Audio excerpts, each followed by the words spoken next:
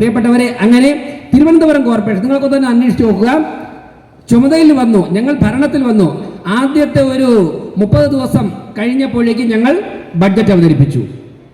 Budget അവതരിപ്പിച്ചതിന് ശേഷം ആ സമയത്താണ് ആറ്റുകാൽ പൊങ്കാല. ലോകപ്രശസ്തമായ ലക്ഷക്കണക്കിന് ആൾക്കാർ വന്ന് ആറ്റുകാൽ പൊങ്കാലയുടെ തിരക്കിലായിരുന്നു.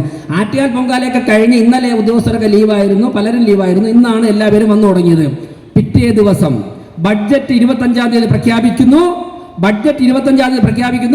മാർച്ച് 5-ാം തീയതി ആയപ്പോൾ നിങ്ങളെ വിളിച്ചിരുന്നതിന്റെ സർട്ടിഫിക്കറ്റ് തരികയാണ്. പരമാവധി നിയമസഭാ തെരഞ്ഞെടുപ്പ് പ്രഖ്യാപിക്കുന്നതിന് മുൻപ് തന്നെ എഗ്രിമെന്റ് വെച്ചിട്ട് നിങ്ങൾക്ക് പണം തരുവാനുള്ള തയ്യാറെടുപ്പാണ് ഞങ്ങൾ. ഇത്രത്തോളം ശുഷ്കാന്തിയോടെ പ്രവർത്തിക്കുന്ന ഒരു ഭരണസമിതിയെക്കുറിച്ച് നിങ്ങൾക്ക് വിലയിരുത്താം.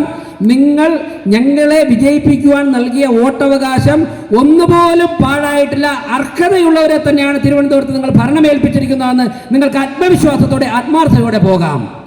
ഇവിടെ നിലവിളക്ക് തെളിച്ചപ്പോഴേക്ക് എൻ്റെ മനസ്സിൽ വന്നത് ഈ പരിപാടിയുടെ ഉദ്ഘാടനമല്ല, മറിച്ച് ഈ ഇരിക്കുന്ന 2000 പേരുടെയും വീടിന്റെ പാലുകാച്ചിന്റെ നിലവിളക്കാണ് ഇവിടെ തെളിച്ചത് എന്നുള്ള ആത്മവിശ്വാസത്തോടെ ഞാൻ ഈ പരിപാടി ഉദ്ഘാടനമായിട്ട് പ്രഖ്യാപിച്ചുകൊണ്ട് നിർത്തുന്നു. വന്ദേ മാതരം.